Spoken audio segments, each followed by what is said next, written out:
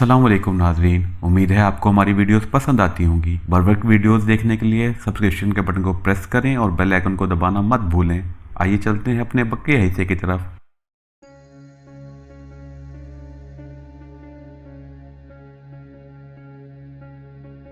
बैरकों की बत्तियां रोशन हो गई। वॉच टावर से भी फायरिंग शुरू हो गई। गोली हेलीकॉप्टर से टकराने लगी। मुसीबत ये थी कि जब तक पंखों की गर्दिश एक खास रफ्तार नहीं पकड़ लेती, हम हेलीकॉप्टर को ऊपर नहीं उठा सकते थे। कमांडोज ने भी हेलीकॉप्टर के दरवाजे में से जवाबी फायरिंग शुरू कर दी, मगर ये लोग अंधेरे में अंधे टारगेट पर फायरिंग कर रहे थे। इतने में सर्च लाइट की रोशनी का गोल दायरा हेलीकॉप्टर पर पड़ा, साथ ही हम पर बारिश की तरह मशीन गन की फायरिंग शुरू हो गई। लीडर ने स्टिकर खींच लिया। हेलीकॉप्टर ऊपर को उठा। लीडर बड़ा माहिर पायलट लगता था। इसने बरसती गोलियों की परवाह किए बगैर हेलीकॉप्टर को बुलंद होते ही गोते में डाल दिया और दाएं तरफ झुकाकर टीले से नीचे दरिया की तरफ ले गया। टीले पर बैक वक्त 3-4 रोशनी के राउंड फायर हुए। सारी फिजा रोशन हो गई। इस रोशनी में हमारा हेलीकॉप्टर दुश्मन के लिए बड़ा आसान टारगेट बन गया। धमाके की आवाज आई। लीडर ने चिल्लाकर कहा, हम पर रॉकेट फायर हुआ है। मेरे खुदा! रॉकेट का गोला शू की आवाज के साथ ही हेलीकॉप्टर के बिल्कुल करीब से होकर गुजर गया। लीडर ने हेलीकॉप्टर को दाएं बाएं लहराना शुरू कर दिया। वो इसे लहराते हुए कभी दाएं तरफ और कभी बाएं तरफ ले जाता, इसे आगे भी बढ़ाता चला जा रहा था। वो हेलीकॉप्टर को टीले से बहुत नीचे दरिया की सतह पर ले आया। मुझे रात की तारीकी में दरिया का पानी नजर आने लगा। पैराशूटों वाली रोशनी राउंड बुझकर दरिया में गिर चुके थे। इसके साथ ही और रोशनी राउंड फायर हुए थे। वहां दिन की रोशनी हो गई। हम पर मशीन गन्स की फायरिंग के अलावा रॉकेट लॉन्चर्स के रॉकेट भी फायर होने लगे, मगर इतनी देर में हम दुश्मन की रेंज से बाहर निकल आए थे। अचानक एक धमाका हुआ। हेलीकॉप्टर को इतनी जोर से धचका लगा जैसे किसी दियो ने इसे पकड़कर झंझोड़ दिया हो। इसके साथ ही वो नीचे दरिया की तरफ गिरने लगा। लीडर ने चिल्लाते हुए कहा, दरिया में कूद जाओ। टीले वाली छावनी की तरफ से फायर किया गया था। गोला हेलीकॉप्टर के परों को उड़ाता हुआ निकल गया। ये सब कुछ 1-2 सेकंड में हो गया। हमने सील बेल्टें नहीं बांधी हुई थी। दरिया ऊपर को आ रहा था, हेलीकॉप्टर नीचे जा रहा था। हम खिड़की में से दरिया में कूद गए। हेलीकॉप्टर के धमाके से दरिया में गिर गया। अंधेरे में हमने दरिया के दूसरे किनारे की तरफ तैरते हुए गर्दन पीछे मोड़कर देखा। हमें दरिया की सतह पर कुछ आदमियों के सर नजर आए। चारों कमांडोज और शेरबाज भी दरिया में छलांगे लगा चुके थे।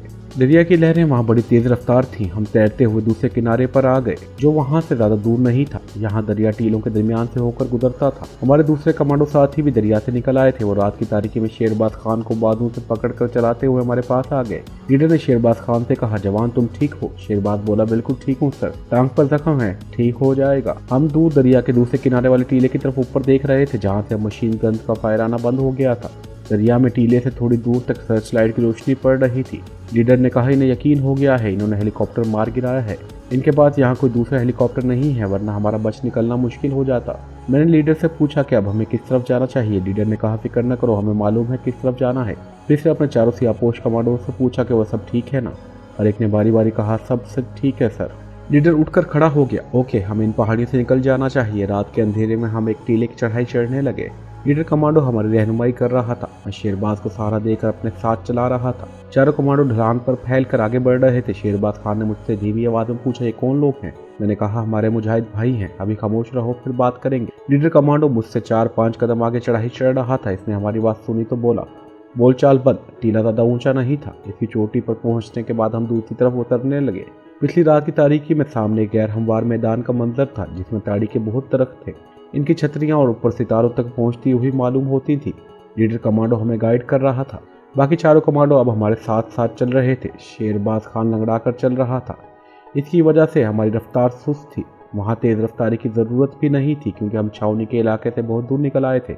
मरेट्टा रेजिमेंट के सिपाही हमारा ताकुब करने की पोजीशन में नहीं थे, इसलिए कि इनके पास न कोई दूसरा हेलीकॉप्टर था, न मोटर बोट थी। इतना जरूर खतरा था कि शेरबाज के फरार की इतला छावनी से कैंप में न दे दी गई हो और कैंप में से कोई प्लाटून हमारी तलाश में न निकल गई हो। लेकिन हम दरिया के दूसरी जानिब आगे आ गए थे। लीडर कमांडो हमें गाइड करते एक टीले के पीछे से गुजरता दरिया पर ले आया। यहाँ एक छोटा सा घाट था, जहाँ एक बड़ी कश्ती किनारे पर बंधी हुई थी। इसमें 2 लंबे बांस रखे हुए थे, जिसे डंडा कहते हैं। इस कश्ती में मल्ला दिन के वक्त मुसाफिरों को दरिया पार कराता होगा। लीडर ने हमें हुक्म दिया कि जल्दी से कश्ती में बैठ जाओ। जब हम कश्ती में बैठ गए तो एक तरफ से लीडर ने और दूसरी तरफ से एक सियापोश कमांडो ने डंडा संभाल कर दरिया में डाल दिया और इसके जोर से कश्ती को दरिया की तरफ धकेला। कश्ती बड़ी थी, वो किनारे से हटने लगी। दरिया की लहरें भी हमारी मदद कर रही थी। कश्ती दरिया के वस्त में आ गई। यहाँ ये डंडे की मदद से कश्ती को दूसरे किनारे की तरफ ले जाने लगे। कोई आधे घंटे की जिद्दोजहद के बाद कश्ती दरिया के दूसरे किनारे से जा लगी। लीडर ने मुझसे पूछा, शेरबाज का क्या हाल है? शेरबाज ने जवाब दिया, बिल्कुल ठीक हूँ। शाबाश, हम अपने ठिकाने पर पहुंचने वाले हैं, वहां तुम बिल्कुल ठीक हो जाओगे। हम छावनी से बहुत दूर आ चुके थे। यहाँ हम एक जंगल में दाखिल हो गए। लीडर कमांडो ने जंगल में दाखिल होते ही हमें रुकने को कहा। और खुद फिजा में सूंघने लगा। फिर अपने साथी कमांडोज को मुखातिब करके कहने लगा, शेर की बूथ दूर दूर नहीं है, अगर कहीं से शेर निकल आया तो इस पर सारी श्रीनगरों का फायर किया जाएगा। जंगल सुनसान और तारीख था। लीडर ने शेरबाज से कहा, हम जंगल के किनारे किनारे जाएंगे, यहाँ शेर का खतरा नहीं है। हम 1-1.5 घंटा जंगल में चलते रहे। आसमान पर पू फूटने लगी थी। घाटी से गुजरे तो आगे तालाब था। तालाब का सितारों और पू फूटने की वजह से रोशनी में धुंधला धुंधला सा मंजर नजर आ रहा था। लीडर ने मुझसे कहा, यह बहुत पुराना तालाब है, कहते हैं कि इसकी तह समंदर की तह से मिली हुई है, इसका पानी कभी कम नहीं होता। यहाँ हमने शप शप की आवाज़ सुनी। लीडर ने दोनों बाजू फैलाकर मुझे रुकने का इशारा किया। चारों कमांडोज भी वहीं बैठ गए। मैं और शेरबाज भी बैठ गए। लीडर खड़ा रहा। वो इस तरफ देख रहा था जिस तरफ से आवाज़ आ रही थी। वो भी हमारे पास बैठ गया और आहिस्ते से बोला, तालाब के दूसरे किनारे पर शेर पानी पी रहा है। शेरबाज खान ने कहा, हम इस पर एक साथ फायर करेंगे। लीडर कमांडो ने कहा, शेर ने हम पर हमला नहीं किया, फिर हम इस पर फायर किस लिए करें? हमने ऐसा ही किया। हम वहाँ से वापस मुड़े और 10-15 कदम पीछे दूसरी तरफ दरख्तों के नीचे होकर चल पड़े। शेरबाज खान से अब चला नहीं जाता था। इसकी टांग का जख्म ज़्यादा दर्द करने लगा था, मगर ये इसकी हिम्मत और जज्बा था कि वो हमारे साथ चल रहा था। आसमान पर सुबह की पहली सफ़ेदी उभरने लगी थी कि लीडर हमें लेकर एक घाटी में उतर गया। इस घाटी में कुदरती गार बना हुआ था। हमें इस गार में आना था। गार में पहले से 3 कमांडोज मौजूद थे। गार काफ़ी कुशादा था। इसके अंदर एक खुले दलान में बांस की चारपाइयाँ बिछी हुई थी और लालटेनें जल रही थी। हमने शेरबाज को एक चारपाई पर लिटा दिया। इसकी रान पर से कपड़ा खोल कर देखा। वहाँ जख्म इतना गहरा नहीं था, मगर वो ख़राब हो गया था और इसी वजह से दर्द की शिद्दत में इजाफा हो गया था। शेरबाज का जख्म साफ करके इस पर मरहम लगाकर पट्टी बांध दी गई। इसे कहवा बनाकर पिलाया गया। सुबह हो गई थी। गार के बाहर रोटियां पकने लगी थी। घी में तली हुई रोटियों की खुशबू आ रही थी। साथ हलवा भी बनाया जा रहा था। हम सब ने मिलकर नाश्ता किया। लीडर ने शेरबाज से कहा, दोस्त अब तुम सो जाओ, नींद लेने से तुम्हारे दर्द कम हो जाएगा। शेरबाज आराम से लेट गया। लीडर कमांडो मुझे गार के दहाने पर ले आया। यहाँ नीचे घाटी की तह में नदी बह रही थी। हम पत्थरों के दरमियान बैठ गए।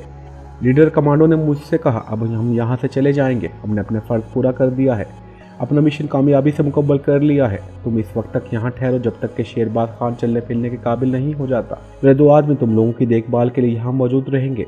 यहाँ सारा राशन पानी मौजूद है। मुझे बताओ कि तुम लोग आगे कहाँ जाना चाहते हो। मैंने कहा, हमारी मंजिल तो श्रीनगर है, लेकिन मुझे मालूम है कि यहाँ से श्रीनगर काफ़ी दूर है और कोई सीधा रास्ता भी नहीं है, इसलिए हम पहले बेंगलोर अपने दोस्त आलमगीर के पास जाएंगे, वहाँ से श्रीनगर की तरफ निकल जाएंगे। लीडर कमांडो ने कहा, फौज और पुलिस तुम्हारी तलाश में वहाँ मौजूद होगी। यकीनी बात है कि आलमगीर की भी खुफिया पुलिस निगरानी कर रही होगी, इसलिए तुम्हारा बेंगलोर जाना मुनासिब नहीं है। मैंने कहा, तो फिर यहाँ से तो कोई रेलगाड़ी वगैरह जाती दिखाई नहीं देती। लीडर ने हंसकर कहा, तुम हैदराबाद दक्कन के जंगलों में हो।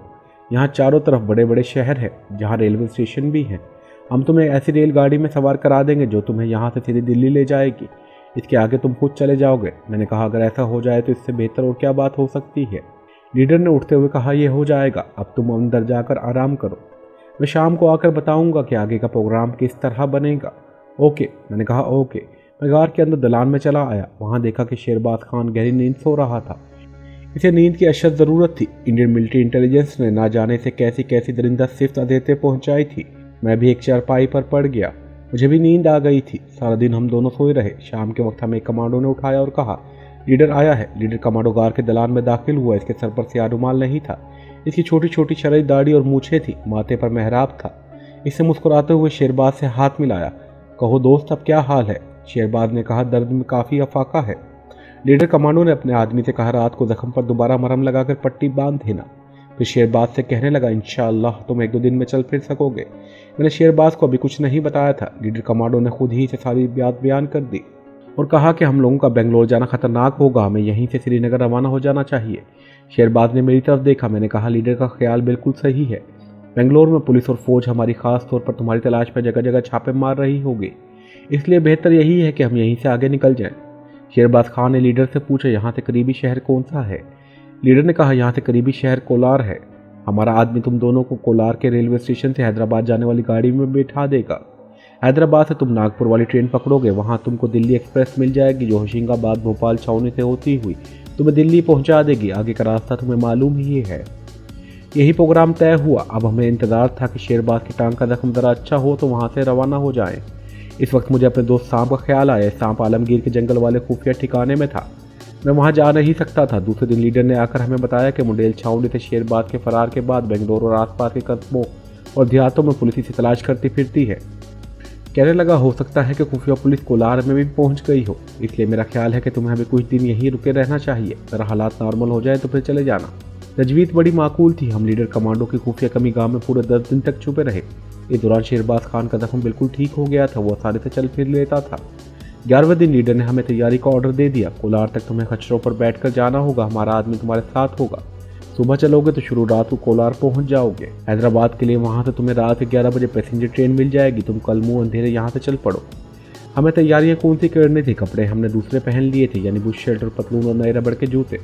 लीडर ने हमें चमड़े के 2 जैकेटें भी दे दी और कहा, आगे पंजाब में सर्दी होगी, ये जैकेटें वहाँ जाकर पहन लेना। लीडर ने हमें इंडियन करेंसी में इतने पैसे दे दिए जो श्रीनगर तक पहुँचने के लिए बहुत ज़्यादा थे। असला साथ रखने की ज़रूरत नहीं थी। हमने सिर्फ इतना किया कि एक चाकू अपने पास रख लिया कि रास्ता लंबा है, सफ़र तवील है और दुश्मन के पेट में से गुजर कर श्रीनगर तक पहुंचना है। रास्ते में कुछ हो सकता है। इस रात खाना खाकर मैं और शेरबाज जल्दी सो गए। पिछले पहर 4 बजे हमें लीडर ने जगा दिया। कहने लगा, मुंह हाथ धोकर तैयार हो जाओ, तुम्हें साथ ले जाने वाला आदमी आ गया है। हमने जल्दी जल्दी मुंह हाथ धोया, नाश्ता किया और लीडर के साथ टीले की तरफ आ गए, जहाँ पिछले पहर के अंधेरे में एक आदमी खड़ा था। इसके पास 3 खच्चर थे। लीडर हमसे बारी बारी गले मिला। मैंने इसका शुक्रिया अदा करना चाहा तो वो कहने लगा, हमने जो कुछ किया है अल्लाह और इसके दीन इस्लाम के लिए किया है, इसमें शुक्रिया करने की कोई बात नहीं है। अल्लाह तुम्हारी हिफाजत करे। वो हमें अपने आदमी यानी हमारे गाइड के हवाले करके चला गया। हम खच्चरों पर बैठ गए और कोलार की जानिब हमारा सफ़र शुरू हो गया। ये सफ़र भी दुश्वार गुजार जंगल का सफ़र था। काफ़ी दिन निकल आया था। जब हम कोलार के रेलवे स्टेशन पर पहुंच गए, हमारा गाइड हमें यहाँ छोड़कर वापस चला गया। यहाँ से हमें हैदराबाद दक्कन को जाने वाली गाड़ी पकड़नी थी। मुझे मालूम था कि श्रीनगर का हमारा ये लंबा सफ़र है और हमें 3-4 दिन लग जाएंगे। शेरबाज खान मेरे साथ ही प्लेटफार्म पर बैठा था। काफ़ी देर गुजरने के बाद गाड़ी आई मुसाफिरों से जो भरी हुई थी। हम अलग अलग डब्बों में सवार हुए। हमने हमेशा इसी हिकमत अमली पर अमल किया था ताकि अगर एक पकड़ा जाए तो दूसरा इसकी मदद कर सके। ये पैसेंजर गाड़ी थी। इसने एक थका देने वाले सफ़र के बाद हैदराबाद पहुँचा दिया। यहाँ से हम नागपुर वाली ट्रेन में बैठ गए। नागपुर रवाना होने से पहले हमने हैदराबाद के स्टेशन पर ही से थोड़ा बहुत खा पी लिया था। नागपुर तक का सफ़र भी काफ़ी लंबा था। आखिर नागपुर भी आ गया। हम बड़े मुतमईन थे कि खतरे की हदूद से दूर निकल आए हैं। नागपुर से हमें सीधी दिल्ली जाने वाली गाड़ी मिल गई। शुमाली भारत में दाखिल होने के बाद सर्दी शुरू हो गई थी। हमने जैकेट पहन ली थी। दिल्ली तक बिल्कुल खैरियत रही। इसके बाद हमें मशरक़ी पंजाब में दाखिल होना था। यहाँ खतरा ज़रूर था, लेकिन ये ख्याल भी था कि हमने आंध्र प्रदेश में वारदात की है। यहाँ की पुलिस का इससे कोई वास्ता नहीं होगा। मगर यह हमारी खुशफहमी थी। मंडेल छावनी से शेरबाज खान के फरार के बाद पंजाब की पुलिस को इतला कर दी गई थी कि कुछ खतरनाक कश्मीरी कमांडोज फौजी जवानों को हलाक करके अपने साथी को छुड़ाकर फरार हो गए हैं। वो जम्मू कश्मीर की तरफ ज़रूर जा रहे होंगे। इनको पकड़ा जाए। चुनाचा मशरक़ी पंजाब की पुलिस चौकस हो गई थी और उसकी CID ने लुधियाना, जलिंधर और जम्मू तोवी तक के इलाके को अपनी खुफिया निगरानी में ले लिया था। हमारी गिरफ्तारी के लिए जो जाल बिछाया गया था हम इससे बेखबर थे। हम तो अपनी तरफ से बड़े मुतमईन और खुश थे कि जाए वारदात से बहुत दूर निकल आए हैं। हम दिल्ली से ट्रेन में सवार होकर जलिंधर की तरफ जा रहे थे। चूँकि खतरे का एहसास कम हो गया था इसलिए हम एक ही डब्बे में सवार थे। मेरठ गुजर गया, अम्बाला गुजर गया। ट्रेन लुधियाने के स्टेशन पर पहुंची तो मैंने एक आदमी को देखा जिसने खेस की बक्कल मारी हुई थी और डब्बे में झांक कर देख रहा था। वो मुसाफिरों का जायजा ले रहा था। पहले मैं समझा कोई मुसाफिर होगा जो डब्बे में बैठने के लिए जगह देख रहा है, लेकिन जब इसकी नज़र मुझ पर आकर रुक गई और वो मुसलसल टिकटी बांध कर मुझे देखने लगा तो मेरा माथा ठनका। मैंने शेरबाज खान को देखा जो खिड़की में से लाइन की दूसरी तरफ देख रहा था। मैंने इसे खबरदार न किया। खेत की बक्कल वाले आदमी ने चंद सेकंड मुझे और शेरबाज खान को घूर कर देखा और फिर आगे निकल गया। मैंने शेरबाज से कहा, शेर खान लगता है CID ने हमारा पीछा शुरू कर दिया है। फिर मैंने इसे खेत की बक्कल वाले आदमी के बारे में बताया। वो बोला, हो सकता है वो कोई मुसाफिर हो। मैंने कहा, मेरा तजर्बा कहता है कि वो खुफिया पुलिस का आदमी था, हमें यहाँ उतर जाना चाहिए। शेरबाज कहने लगा, यहाँ उतर गए तो पुलिस हमें बड़ी आसानी से पकड़ लेगी। अब बेहतर यही है कि यहाँ से निकल जाएं। इसी वक्त ट्रेन चल पड़ी। हम प्लेटफार्म को देखते रहे। ट्रेन आगे जा रही थी, प्लेटफार्म पीछे जा रहा था। कुछ मुसाफिर और रेलवे के आदमी नजर आए, मगर इनमें वो खेत का बक्कल वाला आदमी नहीं था। मुझे भी ख्याल आया कि हो सकता है कोई मुसाफिर ही हो और जगह तलाश करता फिर रहा हो और इसने यूं ही मुझे घूर कर देख लिया हो। ट्रेन ने लुधियाना स्टेशन से निकलते ही स्पीड पकड़ ली। ये कोई एक्सप्रेस ट्रेन थी। एक स्टेशन पर थोड़ी देर के लिए रुकी। मैं डब्बे से प्लेटफार्म पर आकर यूं ही टहलने लगा। असल में मेरी नज़र खेत के बक्कल वाले आदमी को ढूंढ रही थी। वो कहीं भी नहीं था। इंजन ने सीटी दी। मैं डब्बे में आकर शेरबाज के पास बैठ गया और इसे कहा कि मेरा ख्याल है कि वो खुफिया पुलिस का आदमी नहीं था। हकीकत यह थी कि हम मंजिल के करीब पहुंचकर लापरवाह हो गए थे। हमें ऐसा नहीं करना चाहिए था। मंदिर के करीब पहुंचकर हमें ज़्यादा चौकन्ना रहने की ज़रूरत थी। आगे जलिंदर का स्टेशन था। मेरा दिल थोड़ा थोड़ा खतरा बराबर महसूस कर रहा था। मेरी छठी हिस्स मुझे बराबर इशारा कर रही थी। जलिंदर शहर के मुदाफ़ात और कारखाने शुरू हो गए। शेरबाज खान खिड़की से टेक लगाए आंखें बंद किए बैठा था। मैं खिड़की में से आगे की तरफ देख रहा था। मुझे कुछ फासले पर कुछ आदमियों की रेलवे लाइन के पास नकलो हरकत नजर आई। मैं यही समझा कि रेलवे के मजदूर हैं जो लाइन वगैरह की मुरम्मत कर रहे होंगे। ट्रेन इनके करीब पहुंची तो मेरी छठी हिस्स बेदार हो गई थी। वो मजदूर नहीं लग रहे थे। इनमें 3-4 आदमी पुलिस की वर्दी में थे। मैंने शेरबाज खान का बाजू हिलाकर कहा, गड़बड़ है। इसने खिड़की में से बाहर देखा। अब हमें पुलिस के बहुत से सिपाही नजर आए। वो सब मुसल्ला थे। पीछे दरख्तों में पुलिस की गाड़ियां भी थी। मैं उठकर डब्बे की दूसरी तरफ खिड़की के पास किया और बाहर देखा। इस तरफ भी पुलिस ही पुलिस नजर आ रही थी। मैंने शेरबाज के पास आकर आहिस्ता से कहा, हमारी मुखबरी हो गई है, पुलिस हमें पकड़ने के लिए खड़ी है। शेरबाज खान ने आहिस्ता से कहा, यहाँ की पुलिस को हमारा हुलिया मालूम नहीं है। अब बेहतर यही है कि दूसरे मुसाफिरों के साथ खामोशी से बैठे रहो, सिर्फ अपने चाकू फेंक देते हैं। इसकी बात बड़ी हद तक दुरुस्त थी, क्योंकि आंध्र प्रदेश की मिलिट्री पुलिस के पास मेरी और शेरबाज खान की कोई तस्वीर नहीं थी। मिलिट्री पुलिस ने दिल्ली की पुलिस को और दिल्ली की पुलिस ने मशरकी पंजाब की पुलिस को शेरबाज खान का हुलिया जरूर बता दिया होगा, जिसमें आंध्र प्रदेश से दिल्ली और दिल्ली से जलंधर तक आते आते काफ़ी तब्दीली रोनुमा हो चुकी होगी। मुझे यकीन था अगर सिर्फ हुलिये की शिनाख्त से यहाँ की पुलिस शेरबाज खान को गिरफ्तार करना चाहती है तो वो इसे नहीं पहचान सकेगी। ट्रेन रुक गई। ट्रेन के रुकते ही दोनों तरफ से पुलिस के सिपाही हर डब्बे में दाखिल हो गए। हमने इन्हें हर डब्बे में तेजी से दाखिल होते देख लिया था। हम भाग नहीं सकते थे। अगर भागते तो पुलिस हमें आसानी से काबू कर सकती थी। एक पुलिस की नफरी बहुत थी, दूसरे वो मुसल्लाह थे। इससे पहले हमने अपनी जेबों से कमांडो चाकू निकालकर बड़ी होशियारी से मुसाफिरों के सामान के पीछे फेंक दिए थे। हमारे डब्बे में 4 सिख सिपाही दाखिल हुए थे। 2 सिपाही डब्बे के दोनों दरवाजों में राइफलें थामकर खड़े हो गए और 2 सिपाही मुसाफिरों से पूछ-गुछ करने लगे। इनमें से हमारी तरफ वाला सिख सिपाही हमारे पास भी आ गया। इसने पहले मुझे गौर से देखा और पंजाबी में पूछा कि मेरा नाम क्या है और कहाँ से आया हूँ और कहाँ जा रहा हूँ। मैंने एक फर्जी बयान दिल में सोच लिया था, वही दोराहत दिया। मैंने अपना नाम भी हिंदुआना बताया। इसके बाद सिख सिपाही शेरबाज की तरफ मुतवज्जह हुआ। कौन हो भाई तुम, क्या नाम है तुम्हारा? सिख सिपाही ने पंजाबी में पूछा था। शेरबाज खान ने बड़ी हिमाकत की कि पंजाबी में ही जवाब दिया कि मेरा नाम मदन लाल है और मैं जम्मू जा रहा हूँ, जहाँ मेरी स्टेशनरी की दुकान है। इसका लहजा ना तो पंजाबी था ना ही डोगरी था। साफ लग रहा था कि खालिद निगर का कश्मीरी पंजाबी में बात करने की नाकाम कोशिश कर रहा है। सिख सिपाही ने शेरबाज खान से कहा, नीचे उतर आओ। अब मुझसे इस तरह की कैफियत में एक हिमाकत हो गई कि मैंने शेरबाज खान को बचाने के लिए कह दिया, सरदार जी ये ठीक कह रहा है, मैंने जम्मू में इसकी दुकान देखी है। सिख सिपाही ने मुझे बाजू से पकड़कर कहा, तुम भी नीचे उतर आओ। सिपाही हमें डब्बे से उतारकर लाइन की एक तरफ ले आए, जहाँ पहले से 2 आदमी इन्होंने हिरासत में लेकर बिठाए हुए थे। हमें भी इनके पास बिठा दिया। एक सिपाही वहाँ हमारी रखवाली के लिए खड़ा हो गया। बाकी 3 सिपाही, जिनमें एक हवलदार था, दूसरा डब्बों की तरफ चला गया।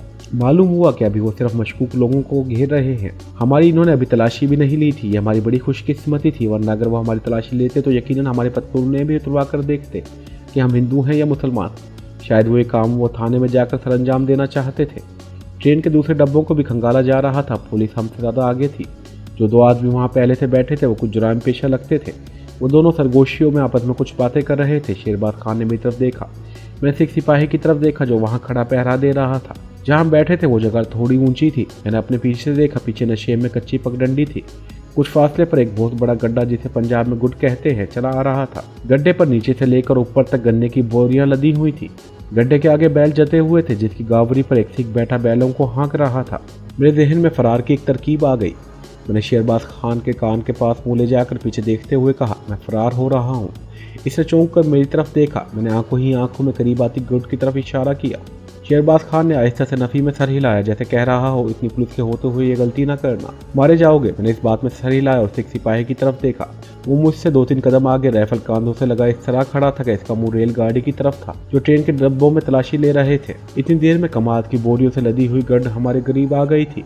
हम ऊंची जगह पर थे और गढ़ को दूसरी जानिब नशे में हमारे करीब से इस तरह गुजरना था कि इसके ऊपर वाली कमाद की बोरियों को बिल्कुल हमारे बराबर से गुजरना था। मैं गड्ढे पर निगाह रखे हुए था, सिख सिपाही को भी देख लेता था।